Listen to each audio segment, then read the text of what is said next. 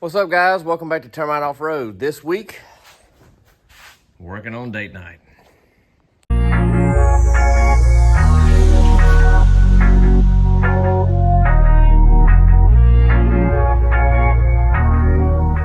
All right, so it's time to do a job that I've been procrastinating and putting off for a while. If you've been watching this channel for the last few months, you probably know what that is. And that is rear main seals. We've had this stuff, what's my order date here? Since June. No, since May. I've had all this stuff since May. And it is about to be October here in just a couple of days. So the rear main, this truck sat for a long time before I got it. And like most old vehicles, the rear main leaks. And so it's not pouring. It's not that bad, and I probably should just leave it alone and not even worry about it. But every now and then I do pull in and it leaks pretty decent. But it's also time for an oil change on this thing, so I'm just going to go ahead and do it. Suck it up and do it. I'm not going to be happy about it, but I'm going to do it. Because we've also got here in a couple of weeks, Cruisin the Coast kicks off down on the coast. And I want to be able to drive the truck down and just kind of hang out for a couple of days and not have to worry about pulling up and parking and leaving a giant oil drip spot everywhere that I go. So anyway, and plus, I just don't like oil leaks. I'm a guy who can't stand for his vehicles to leak if there's something I can do about it. So while I'm under there, we're also going to check up top. I've done that before. The valve covers weep a little bit, but nothing just crazy. But I'm going to double check them, and also where the oil pressure sensor goes, kind of check that area. But I think the majority of my leaking is coming from the rear main. So we're going to slap one of those in, new oil pan gasket, I've already got all that, and get this thing buttoned back up and get some oil in it. Some of y'all may think this is ridiculous.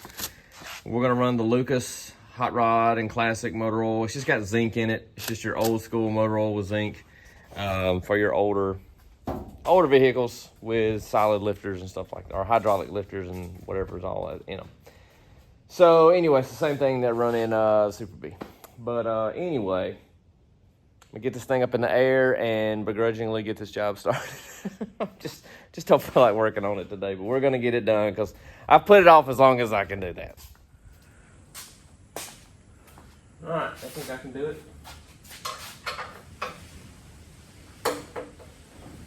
My drain thing over there is full. I don't feel like draining it, so we're gonna get whiskey. Go the right way first of all. I shouldn't shoot out too hard.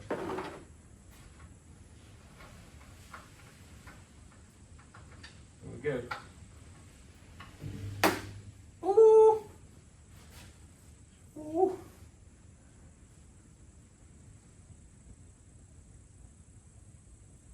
Perfect. Dirty looking oil. It's got a half a quart of transmission fluid in it too, so. Months ago, I had a lifter start tapping. It was sticking. So I put about at least half a quart, might have been closer to 3/4 of a quart, I don't remember. Transmission fluid in it, and it quit. So don't know how that works, but it works. And so yeah. Well, getting under here and looking, we are going to need valve cover gaskets. Shocker. They are, I'm going to shine a light up in there. They are definitely wet underneath. So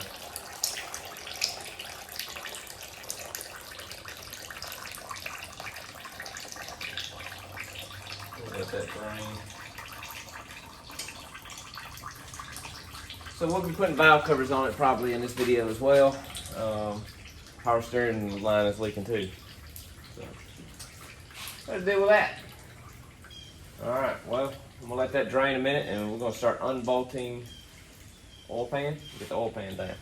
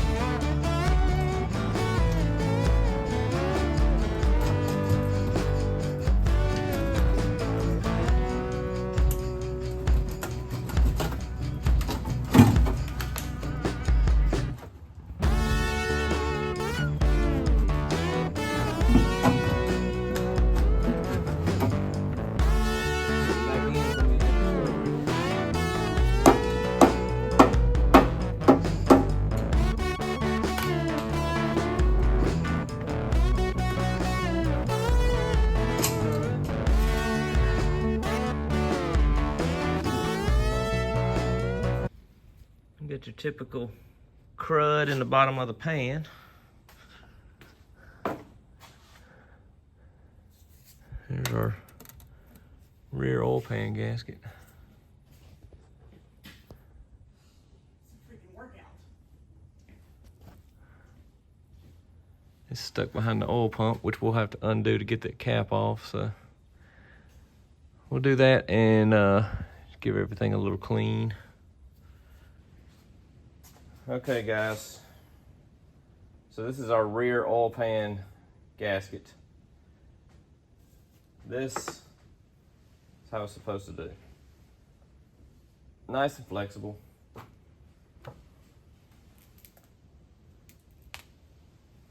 That's not supposed to do. I mean, just that's not sealing much. So it makes me wonder, is majority of my leak oil pan gasket? More so than rear main? But I'm here, so might as well put the rear main in it. I mean, I've got the oil pump out down there on the floor. So all we gotta do now for the rear main, gotta loosen our cap bolts. I usually go about 2 or 3 down and just kind of break them loose. You don't have to back them out or nothing, just break them loose. That lets the crank kind of relax a little bit. This has to come all the way out. And this will have 1/2 of the seal in it, this cap here, and then the other half will be in the block, and hopefully, should just tap out. I usually can just push them out. So, all right, let's get that out, and then we can start cleaning everything. All right, guys, we got our cap out, and that seal is hard as a rock and just chipping. It's just chipping out, and so that's just what happens. Those seals just dry out. I mean, that is hard as a rock, and I just run my fingernail on it and chipped it. So that's not gonna seal very good, obviously. So what they do is, like, you've probably seen like those rear main seal leak stop things, or you may have noticed also in your like high mileage oils, those have additives in them that attempt to soften these up to where they'll seal again. And that's the difference there. That's what that stuff does. Is it's a conditioner that tries to soften these up. And it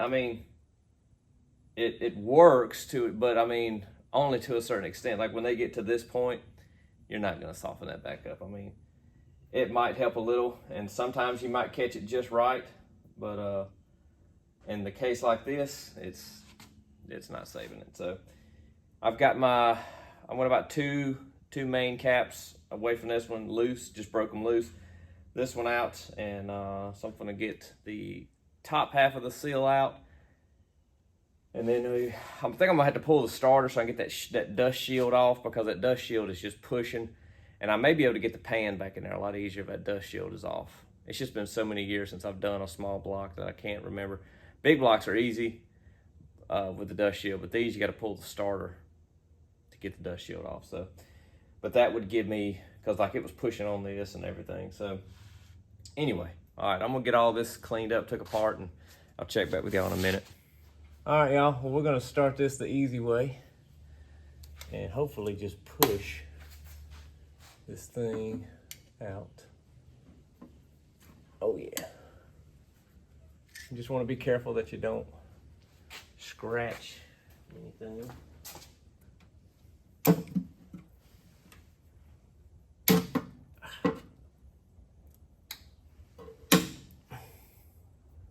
Also dry it out.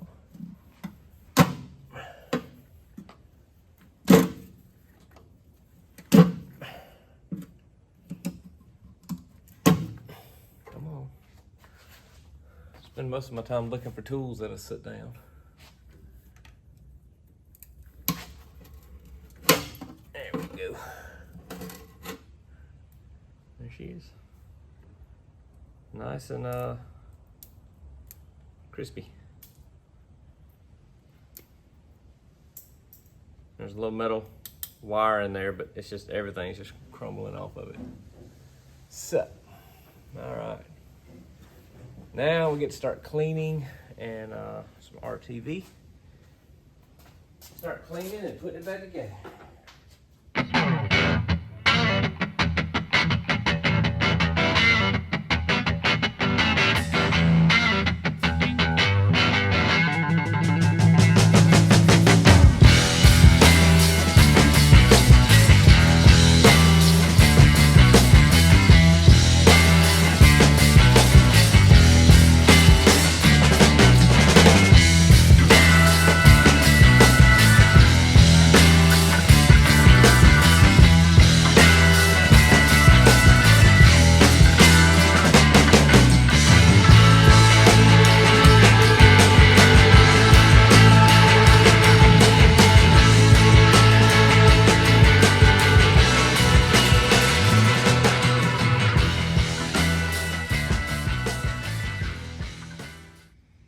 All right, y'all, we're gonna get ready to put our seal in. I've already pushed the top one in up there. And so if you look on here, you can see this lip right there, that lip. You want that facing forward. So if we got our cap here, we know this is bearing surface. So this is the front of the engine over here. So we turn our lip facing forward, and we're just gonna seat that baby down in there. I may have to get my other hand to do it, but I did rub this all down with some oil, just regular old motor oil, and I did, but I try not to get oil on this surface here, these flat surfaces, because you're gonna actually put RTV there, because that's where the two seal halves are gonna meet. So you're gonna have RTV up here on this surface. So, I mean, I'll clean it off, but if I can try not to get oil on there if I can. But so anyway, I can't do this with one hand. So anyway, I'm gonna get that seated in there, and probably go ahead and get this cap put back in, get all that oil pump, everything put back in up there, and we'll get that put together. Then we'll deal with the oil pan.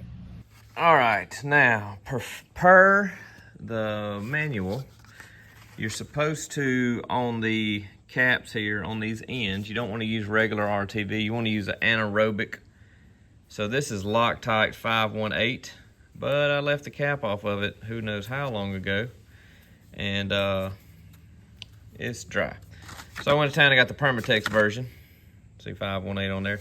But it's an anaerobic gasket maker, which, from what I can understand, if I'm thinking right, it can dry without air. So that's a very tight tolerance there on that cap. So you're not gonna need a lot of this, just a very thin smear. And but it will dry without needing oxygen like RTV or something. So I'm gonna just put a very light smear on both sides here and over here, and this cap will be ready to go back up. All right, so as you can see, and I put it on the end of the seal where it's gonna meet the other seal. So that will be kind of a connection seal between the top and bottom half of the rear main seal. So, all right, let's slap this baby in, torque it down. All right, now we can torque our main cap bolts, which is 85 pounds.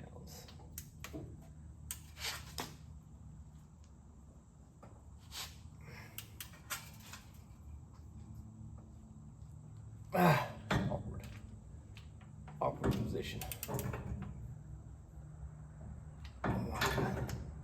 Put an extension on it.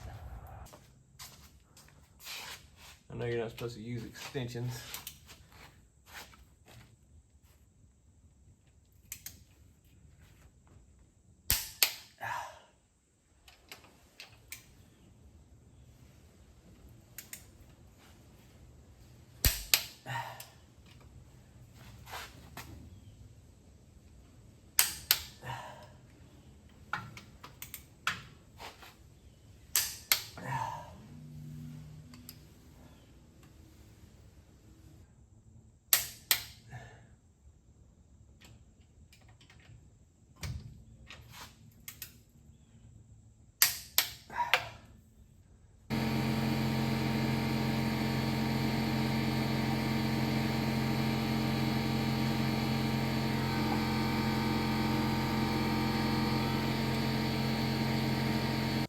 I'd flushed this oil pump out with brake clean, just kind of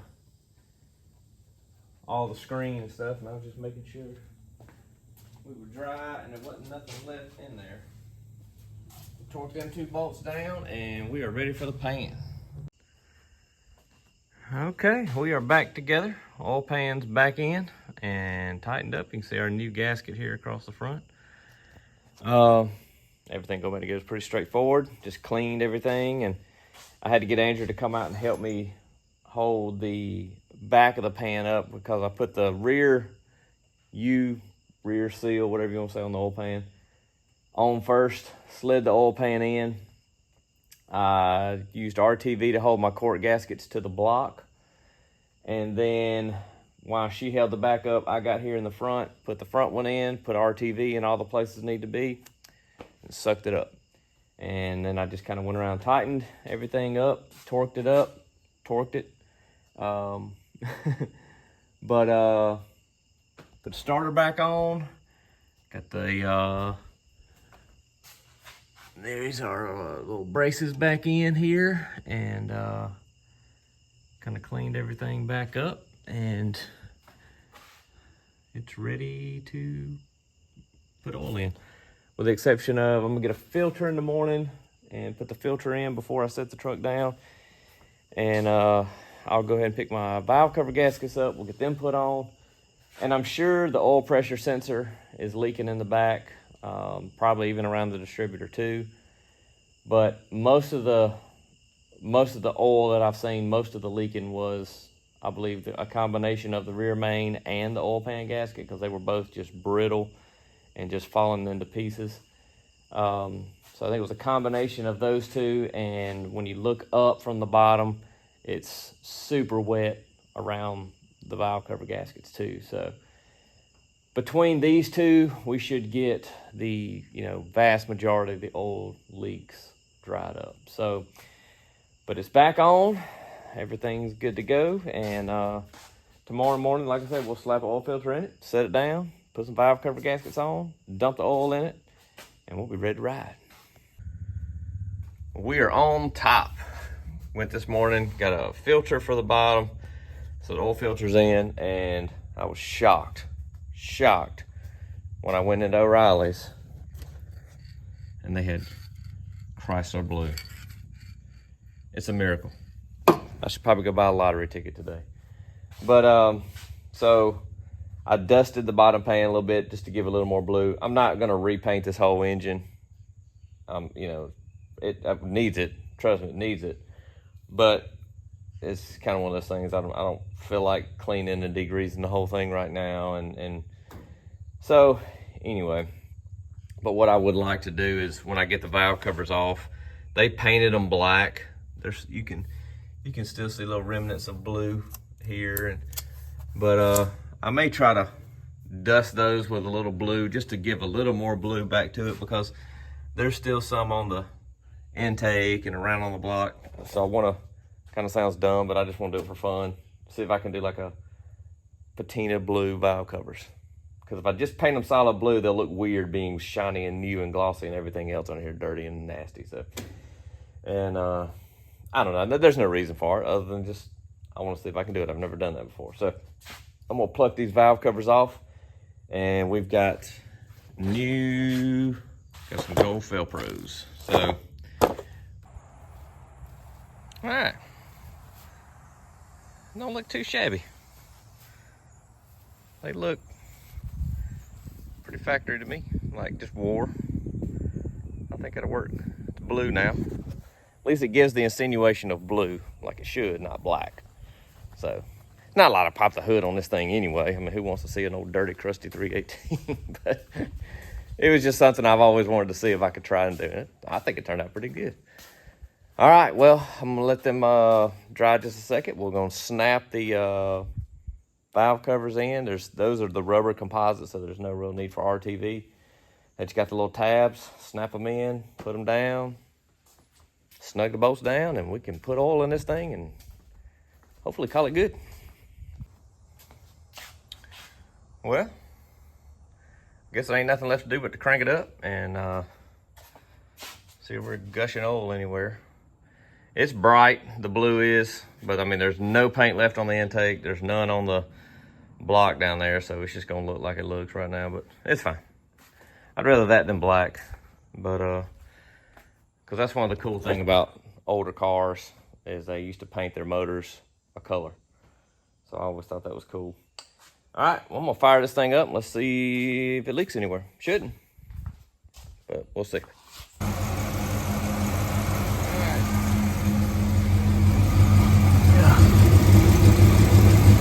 I don't see nothing dumping. It's not dumping. This should be fine. If you remember back a couple of years ago, I had put the rear main seal in backwards on Super Beef. And even then it wouldn't just dump out, but it was leaking more than it should. And so I took it all apart, and that's when I realized I'd put it in backwards. But did it right. It's fine now. So if this will slow the leak down 90% with doing rear main, oil pan, valve covers, I'll be happy. Because it wasn't like it was just pouring before, but you know, as expensive as oil is, I want to keep as much as I can in the engine. I'm gonna let it run and get up warm and then shut it off, and usually that's when you'll really tell if it's gonna leak. But anyway, let it sit here and run for a second, and then we'll check on it.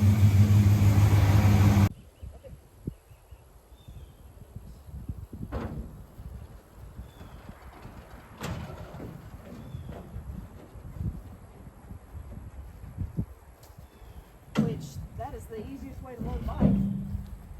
Yeah. Lower, just lower all the vehicles. Yeah, it's squatting pretty hard.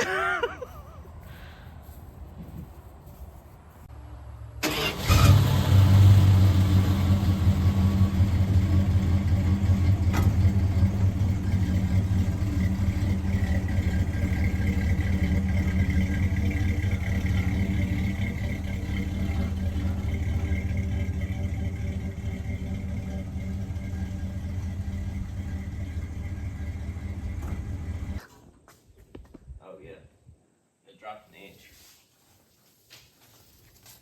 It's at 26 3/4 now. Are you gonna like strap it down? Yeah. What? Right down and just let it.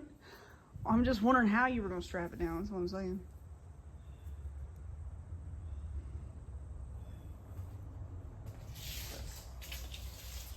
You've got disgustingness all over this thing. All right, y'all. Well, truck's good. Everything's good to go. I was gonna put the XL in the back of the truck for Cruisin the Coast, just because it looks cool. But it does squat about an inch, and So I don't want to risk, hitting bump stops on the way down there. I want to be able to just go and enjoy the ride and have fun. So kind of had my hopes up that was what I was going to do, but unfortunately it squats just, like I said, I measured it in here now. It's about an inch. So not bad, but I'm not going to worry about it, I guess. It'll just be me and date night. So anyway, well, I've got a massive storm here still left over from the Smoky Mountain 500 trip. I got a table over there with stuff all over it. I got a lot of stuff in here to start cleaning up. So I'm gonna spend the rest of the day cleaning the shop up. And Andrew's back in termite down now to put all of our camping stuff back in the back of it. And kind of start getting this shop back in order. So thank y'all for watching, man. See y'all next week.